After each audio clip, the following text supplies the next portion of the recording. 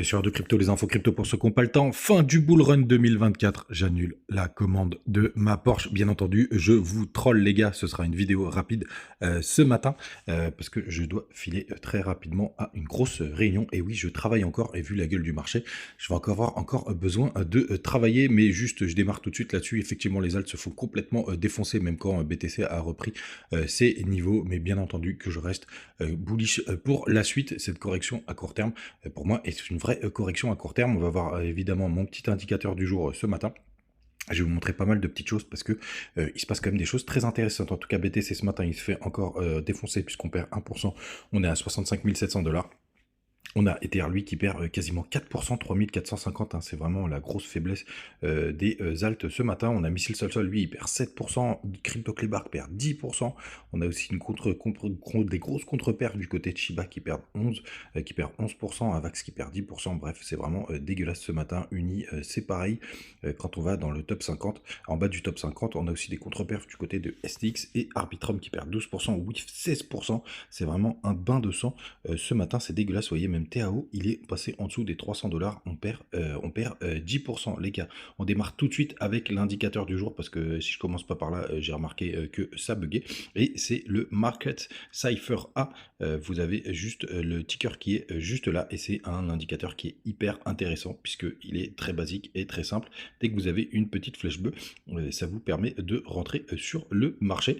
Comme vous le voyez juste ici, vous voyez ici, il nous a donné une bonne indication et après on a même eu le début du bull run. Alors c'est pas le bas ultime, hein, mais c'est très intéressant. Vous avez eu la même chose aux alentours d'octobre 2023.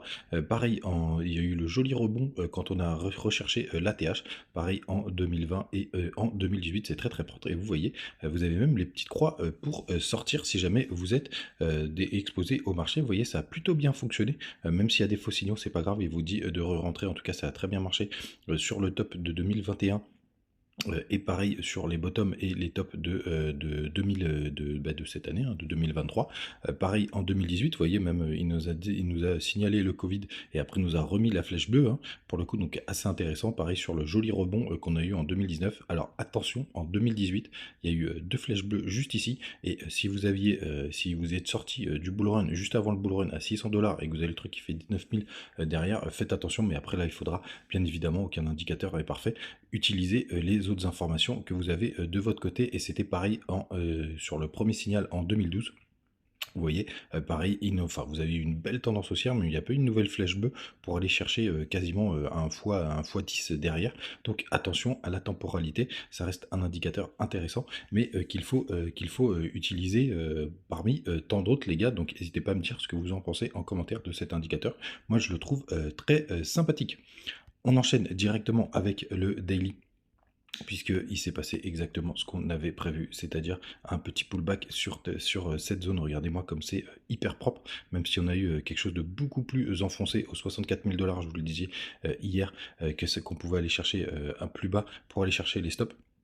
C'est vraiment très très propre, hein, ce qu'on a fait. Regardez-moi cette mèche dégueulasse. Je crois que ça a été dans la nuit, tout simplement pendant les marchés asiatiques. On a été chercher vraiment au millimètre près pas mal de petites choses. Hier on stagnait dans cette zone, malheureusement ça n'a pas suffi pour le coup. Et regardez ce qui est vraiment très propre par contre, les gars. Non, c'est pas ça que je voulais. Si, on va le faire comme ça directement. Hop. Ce que je voulais montrer, c'est quand ça y est, on a été chercher tous les stops. Donc là, on est vraiment sur une jolie zone de rebond. On a les alts qui se sont fait bien défoncer. D'ailleurs, ça doit être vraiment un carnage du côté de la Bitcoin dominance qui a dû bien repumper derrière. On va aller voir. Ah, pour l'instant, vous voyez, on est en weekly. Elle continue d'essayer de récupérer ses niveaux. On a fait, oh là, j'avais pas vu, on a fait même un nouveau plus haut juste là par rapport au précédent. On est toujours sur une mèche, donc on va voir ce que ça va donner, bien évidemment. Mais à la fin de la semaine, il faudra vraiment pas qu'on clôture à l'intérieur de cette trendline pour le coup. Donc un sacré flush baissier cette nuit. La bonne nouvelle du côté de THBTC, enfin non pas du tout la bonne nouvelle, voir comment vous voyez les choses, mais c'est qu'on est en train de refaire un pullback tout simplement sur cette nouvelle zone, sur cette zone de support qu'on avait pas mal identifié par le passé. Donc plutôt intéressant. En tout cas les gars, moi sachez que j'ai rechargé pas mal d'alges, j'ai repris du EMT hier, hein, vous avez mes petits B de buy. Vous voyez, j'ai fait mon petit DCA dessus, j'ai rechargé directement sur pas mal de cryptos, j'ai repris du Space, j'ai repris du TX20, j'ai repris du PPT, j'ai repris de pas mal de cryptos, celle sur lesquelles je suis rentré un peu plus fort. C'est Tectum Tête que vous avez juste là, et l'autre c'était DNX aussi, qui est des projets que je trouve intéressants. J'ai repris du VIA, j'ai repris du NSP, bref, je continue de DCA sur cette zone là. Et en parlant de ça, ça y est, True a atteint la petite target dont je vous avais parlé. En tout cas, la grosse netline de ce W, hein, bien entendu, toujours pas un conseil, mais très intéressant, puisque ça atteint ce dont je vous parlais hier en vidéo, donc plutôt très très chouette. Avant de finir sur les ETF, parce que c'est hyper intéressant du côté de Twitter, je vous ai pas mal parlé de pas mal de petites news. Bon, alors le match de l'équipe de France, on s'en branle. Là, hier, on avait Bitcoin qui avait repris tous les niveaux, toute la baisse de sa journée, même s'il a recorrigé derrière, mais les alts étaient en train de se faire défoncer. Une news que j'avais pas vue, mais qui est très intéressante, il y a l'administration Biden qui fait une table ronde sur Bitcoin, donc c'est très intéressant de voir qui s'intéresse à ça. On a été chercher le gap CME, ça fonctionne toujours très bien, donc plutôt chouette aussi les news de ce côté-là.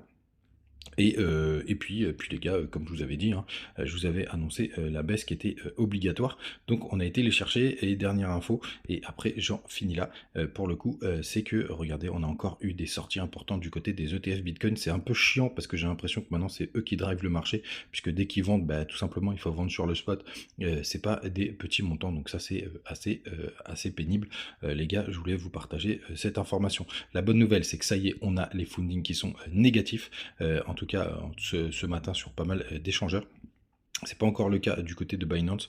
J'aimerais bien que ça arrive. Est-ce qu'on est sur une zone de bottom? Je peux vous dire, les gars, qu'on a quand même pas mal nettoyé là ce matin, donc c'est plutôt une bonne nouvelle. Alors il y aura toujours un peu de liquidité, qu'il y ait toujours un peu de liquidité au sud, mais là franchement on a quand même fait un gros nettoyage. J'espère que ça suffira, et ce serait plutôt une bonne nouvelle.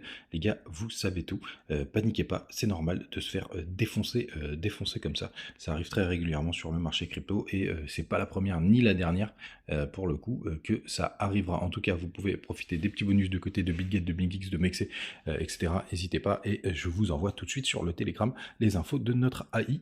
À demain les gars, ciao.